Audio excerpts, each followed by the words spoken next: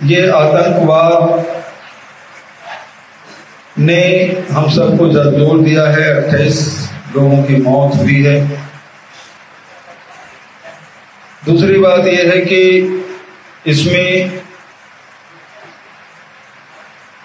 धर्म पूछ के हत्या की गई, ये बात भी सामने आया। ये बात भी सामने आया कि वहां जो पिट्ठू वाले हैं, जो टट्टू घोड़ा चला रहे थे, जो वहां होटल वाले थे, उन्होंने मानवता का जो उत्कृष्ट उदाहरण दिया। ऐसे ही झीरम घाटी की घटना जो घटी थी और पहलगाम की जो घटना है, तो उसमें दो समानताएं देखने को मिलता है।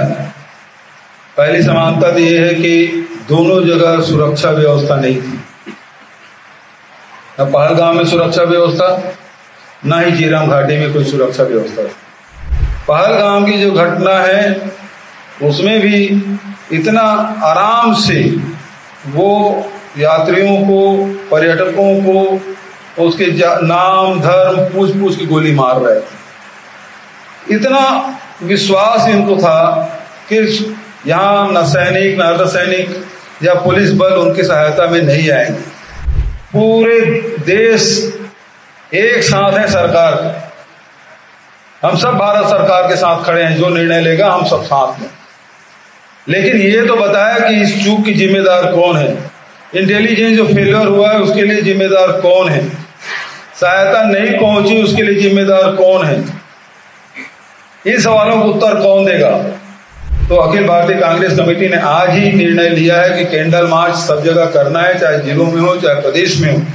तो हम लोग उन 28 जो हमसे बिछड़ गए हैं उनके तस्वीर वहां लगाई जाएगी और उन्हें श्रद्धा सुमन अर्पित भी कल करेंगे सभी साथी। और आज मेरा ट्वीट आपने कल देखा होगा, है ना, कि ये आज हिंदुस्तान में मोदी सरकार में हिंदू सुरक्षित नहीं है।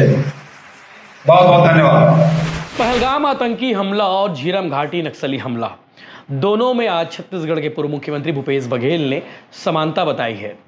पहलगाम आतंकी हमला में आतंकवादियों ने धर्म पूछा है जिनकी हत्या की, और नक्सली हमले में झीरम घाटी के समय में नाम पूछ कर नक्सलियों ने मौत के घाट उतारा था, उनकी हत्या की थी। छत्तीसगढ़ के पूर्व मुख्यमंत्री भूपेश बघेल ने आज भिलाई में एक प्रेस कॉन्फ्रेंस का आयोजन किया।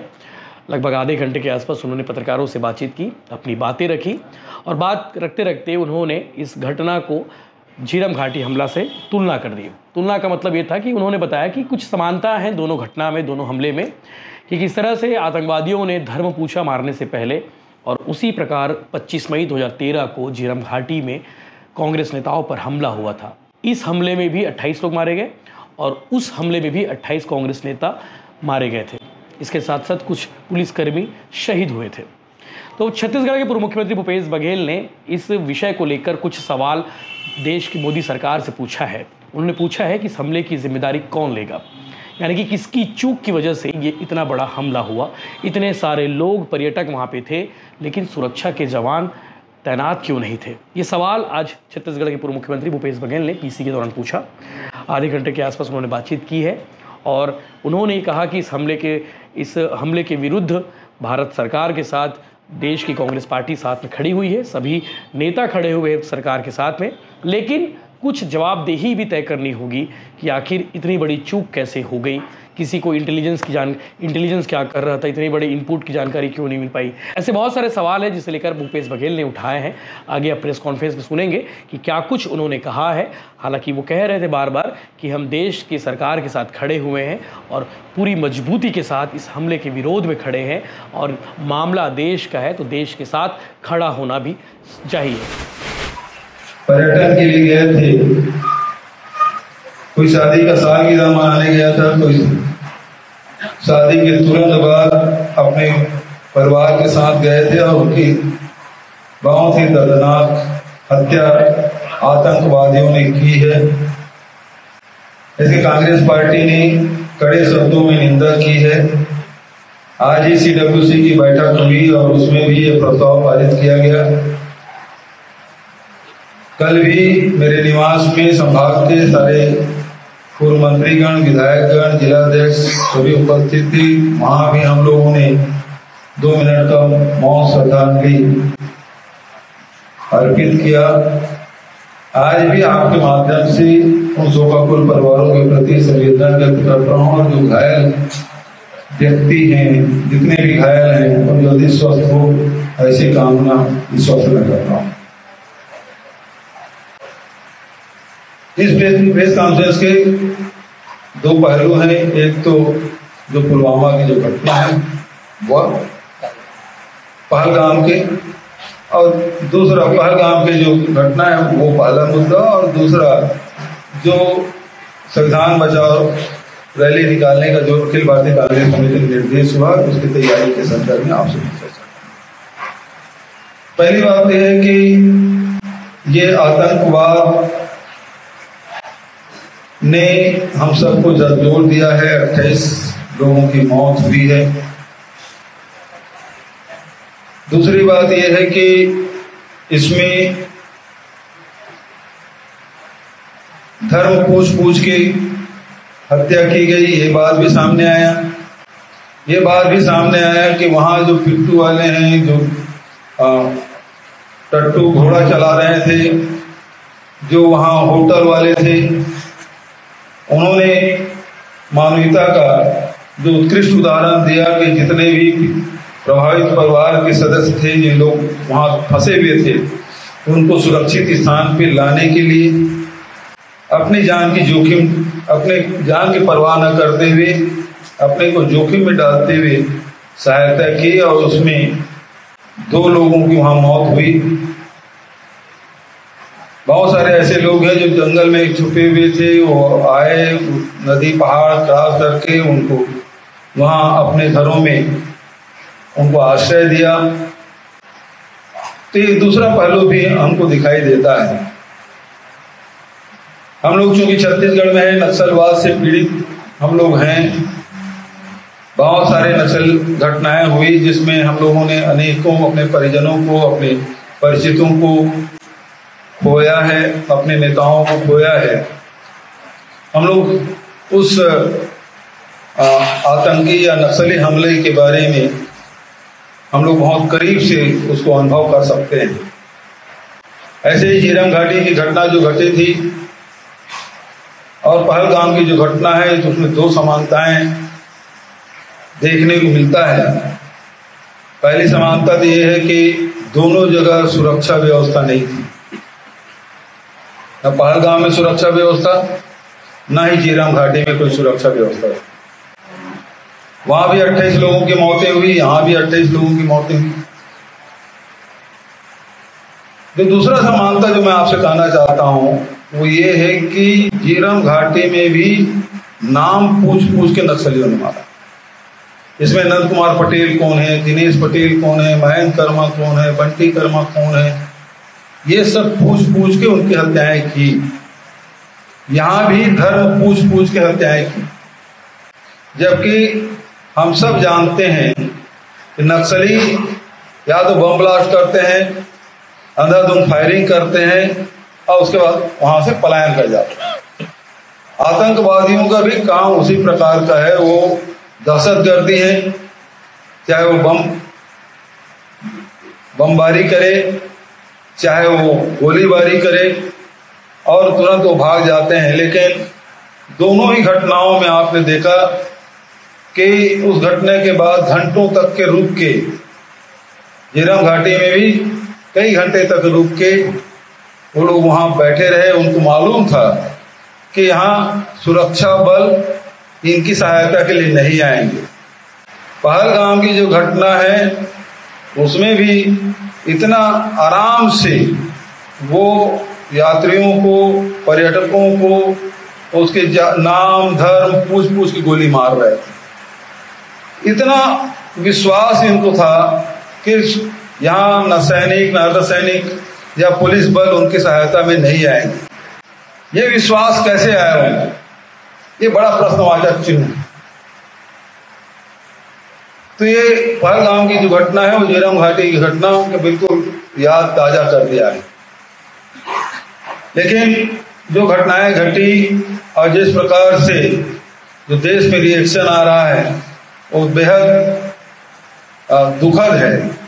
इसमें भी आपदा में अवसर ढूंढने का काम भारतीय जनता पार्टी के लोग कर रहे हैं, जबकि आप लोगों ने देखा कि परसों से ही, शाम से ही जितने भी राजनीतिक दल के नेता हैं सब लोगों ने इस घटना की कड़ी निंदा की, चाहे वो खड़गे जी हो, राहुल जी हो, प्रियंका जी हो, चाहे वो अखिलेश यादव जी हो, ममता बनर्जी जी हो, तमाम जितने नेता हैं, जितने राष्ट्रीय मतलब क्षेत्रीय दल हो, राष्ट्रीय दल हो, सबने इसमें इस घड़ी में शोक व्यक्त किया और देश को एकजुट होकर सरकार को समर्थन देने की बात सबने कही। इस अवसर पे हम सब सरकार के साथ हैं।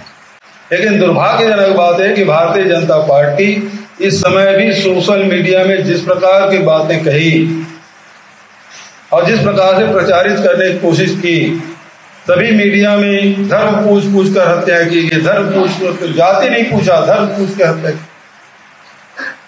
लेकिन वहीं किसी ने यह सवाल नहीं उठाया कि आखिर इतनी बड़ी चूक कैसे हो गई, सुरक्षा वहां क्यों नहीं था, इंटेलिजेंस की भूमिका क्या रही, जबकि इसके पहले प्रधानमंत्री का वहां दौरा था वो स्थगित हुआ। उसके पहले आपने देखा कि गृह मंत्री जी ने कश्मीर के मामले में समीक्षा बैठक की। ये सब होने के बाद भी इतनी बड़ी घटना कैसे घट गई, आखिर इसके लिए जिम्मेदार कौन है? यह सरकार को जवाबदेही तय करना चाहिए। सवाल 28 जानों का है जो हमारे बीच नहीं रहे, वो परिवार उजड़ गए, उसको न्याय कब मिलेगा? आप चाहे और कोई कार्रवाई करें, लेकिन जवाबदारी तो आपको तय करनी पड़ेगी। आप कार्रवाई करेंगे, पूरे देश एक साथ है सरकार, हम सब भारत सरकार के साथ खड़े हैं, जो निर्णय लेगा हम सब साथ में। लेकिन ये तो बताया कि इस चूक की जिम्मेदार कौन है, इंटेलिजेंस जो फेलियर हुआ है उसके लिए जिम्मेदार कौन है, सहायता नहीं पहुंची उसके लिए जिम्मेदार कौन है? इन सवालों का उत्तर कौन देगा? दूसरा एक इसमें और पहलू है, भारतीय जनता पार्टी के नेता, विभिन्न नेतागण लगातार आरोप लगाते रहे कि 2000 करोड़ का मामला है, 5000 करोड़ की संपत्ति को सोनिया जी, राहुल जी इसको हथिया लिए। ये वो परिवार है जिन्होंने राष्ट्रीय आंदोलन में कांग्रेस को मदद करने के लिए देश की आजादी की लड़ाई में सैकड़ों करोड़ की संपत्ति को राष्ट्र के दान दे दिया था। ये वो परिवार है जिन्होंने देश के एकता और अखंडता के लिए दो व्यक्ति, चाहे इंदिरा जी हो चाहे राजीव जी ने अपने प्राणों की आहुति दी। उस परिवार के इस प्रकार से लांछन लगाया जा रहा है। कोई 2000 करोड़ बोलते हैं, कोई 5000 करोड़। और अभी जो सुनने में आया है और जो चस्पा इन्होंने नेशनल हेराल्ड के जो बिल्डिंग में लगाया है और जो आईटी के इनके उनके दस्तावेज है, उसमें 359 करोड़ बता है। कहाँ 359 करोड़ और कहाँ 5000 करोड़? कितना झूठ बोलेंगे, कितना अफवाह फैलाएंगे? इन सब बातों को लेकर ये जो आम जनता से जुड़े हुए मुद्दे उससे और कांग्रेस पार्टी के राष्ट्रीय नेताओं के छवि धूमिल करने के लिए और पार्टी को बदनाम करने के जो षड्यंत्र भारतीय जनता पार्टी कर रही है, सरकार कर रही है, उसके खिलाफ में 40 दिन तक लगातार कार्यक्रम आयोजित करने का निर्देश हुआ है, जिसमें 25 से 30 तारीख तक के हमारे सभी प्रदेशों में रैली होगी और उसके तहत छत्तीसगढ़ में 25 तारीख को हम रैली करेंगे, क्योंकि ये पहलगाम की घटना घटी और 28 लोगों की दर्दनाक मौत हुई है। तो अखिल भारतीय कांग्रेस कमेटी ने आज ही निर्णय लिया है कि कैंडल मार्च सब जगह करना है, चाहे जिलों में हो चाहे प्रदेश में हो। तो हम लोग उन 28 जो हमसे बिछड़ गए हैं उनके तस्वीर वहां लगाई जाएगी और उन्हें श्रद्धा सुमन अर्पित भी कल करेंगे। सभी साथी उनके लिए अलग एक मंच बना के ये स्थान रखेंगे जिसमें सभी को श्रद्धांजलि अर्पित करेंगे। तो ये कल का कार्यक्रम रहेगा। कल बड़ी संख्या में तैयारी भी हो गई है, सभी प्रदेश भर के नेतागण आएंगे और हमारे दुर्ग संभाग के अधिक से अधिक लोग इसमें सम्मिलित होंगे। बौद्ध भूमि में इसका आयोजन किया गया है। शाम को 6 बजे दिन ढलने के बाद ही कार्यक्रम की शुरुआत होगी, ताकि अभी जो भीषण गर्मी है 44-45 डिग्री टेम्परेचर है, उससे भी हम लोग बच सकें, इसलिए शाम के समय ये कार्यक्रम रखा गया है और सभी लोग उपस्थित होंगे।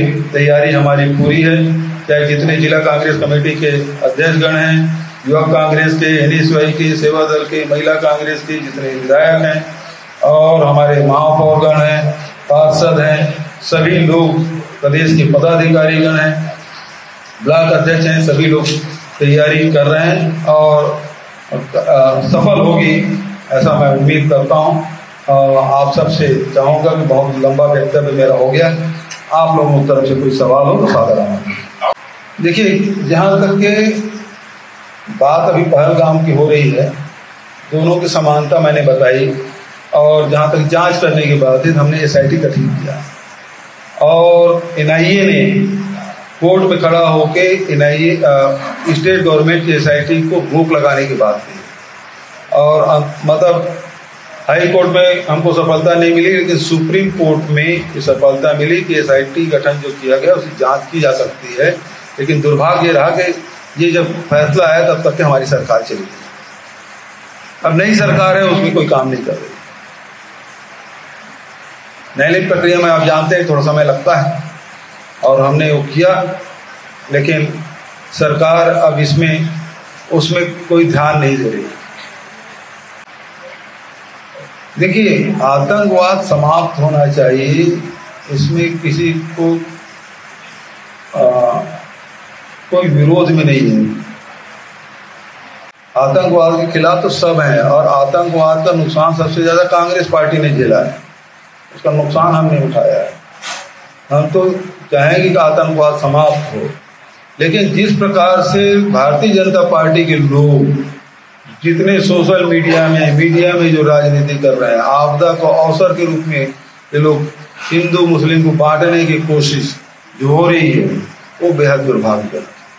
देखिए, कोर्ट में तो मामला है, अभी कितने अफवाह फैलाते हैं, किस मामले में जाएंगे, तो जनता को नीचे विवेचना करना। हम तो जनता का अदालत में आए, वही बताने के लिए तो पूरा प्रोग्राम है हमारा। ये 2000 करोड़ बोलते हैं, 5000 करोड़ बोलते हैं, वो संपत्ति को छू नहीं सकता, बेच नहीं सकता, ये स्थिति है। और ये हड़पने की बात कर रहे हैं, अब 2000-5000 करोड़ की बात करते हैं। हम जनता का अदालत में, कल का जो कार्यक्रम वो जनता का अदालत में जा रहे हैं, उसके बाद जिला स्तर पे जाएंगे, विधानसभा स्तर पे जाएंगे, घर घर जाएंगे। देखिए, जो भी निर्णय ले भारत सरकार, हम सब साथ में हैं, हमारे राष्ट्रीय नेतृत्व ने बात करती है, लेकिन सवाल इस बात का है कि जो 28 लोग की मृत्यु हुई, हत्याएं हुई, क्या वो उसकी सुरक्षा में चूक नहीं है? वहां एक भी जवान क्यों नहीं था जब हजारों लोग थे वहां? तो वहां न सेना के थे, न अर्धसैनिक बल का कोई आदमी था, न पुलिस का कोई जवान था। क्यों इतने बड़े, जब सैलानी वहां जा रहे हैं तो CC फुटेज लगाए जाते हैं सब जगह। अभी जितना भी आप, चाहे मीडियम हो, प्रिंट मीडियम हो, जितना भी छापे हैं, जो वहां लोग थे अपने मोबाइल में जो फोटो खींचे हैं, वीडियो बनाए हैं, वही सब चला रहे हैं। क्यों नहीं था वहां? जब सबका आकर्षण का केंद्र है, कैमरा तो लगे रहना चाहिए सब जगह, क्यों नहीं है? सुरक्षा बल क्यों नहीं है? आपके इंटेलिजेंस फेल्योर है कि नहीं है? और है तो फिर कार्रवाई किस पे कर रहे हैं, जिम्मेदारी किस पे तय कर रहे हैं, उसमें क्या कार्रवाई कर रहे हैं? क्योंकि पुलवामा में जो घटना घटी, 300 किलो RDX आया, आज तक नहीं बता पाया लाया कौन, आज भी जांच नहीं हुआ। इसके पहले हैंड ग्रेनेड में वहां कुछ साल पहले मारे थे यात्रियों को, उसकी रिपोर्ट का क्या हुआ? तो अभी ये बताएं कि इसके खिलाफ क्या, उसमें क्या एक्शन ले रहे हैं? पाकिस्तान के खिलाफ जो एक्शन ले, हम सब साथ में। लेकिन ये बताएं कि 28 लोगों के हत्याएं हुई है, उसमें सरकार के तरफ से सुरक्षा में, इंटेलिजेंस में चूक हुई है कि नहीं हुई? अभी ऐसा है सरदार जी, जब जब चुनाव होता है, यहाँ रोहिंग्या भी आ जाते हैं, घुसपैठिया भी आ जाते हैं, और जिस राज्य में होता है चुनाव वहां आ जाते हैं। जब छत्तीसगढ़ में चुनाव हो रहा था यहाँ है, फिर झारखंड चले गए, अब पश्चिम बंगाल का चुनाव है, वहां पहुंच जाएंगे। लेकिन मैं आपके जानकारी बता दूं, इस 1.5 साल में मैं 2 बार प्रश्न किया हूं, इस प्रदेश में कितने घुसपैठिए हैं, कितने रोहिंग्या हैं, आप जानकारी दें। तो सरकार ने निरंक जानकारी दी, अभी जानकारी एकत्रित की जा रही है। संविधान यात्रा पूरी जगह भाई भीड़ अधिक आएगी, मैदान बढ़िया है, इसका बड़ा मैदान है, इसका रखा गया है, और पार्किंग की भी व्यवस्था रखी जा सकती है। नहीं, मेरा सवाल दलित और सवर्ण कार्ड खेलने का। कार्ड ये लोग खेलते हैं, हिंदू मुसलमान का कार्ड खेलते हैं। और आज मेरा ट्वीट आपने कल देखा हो, है ना, कि ये आज हिंदुस्तान में मोदी सरकार में हिंदू सुरक्षित नहीं है। बहुत बहुत धन्यवाद।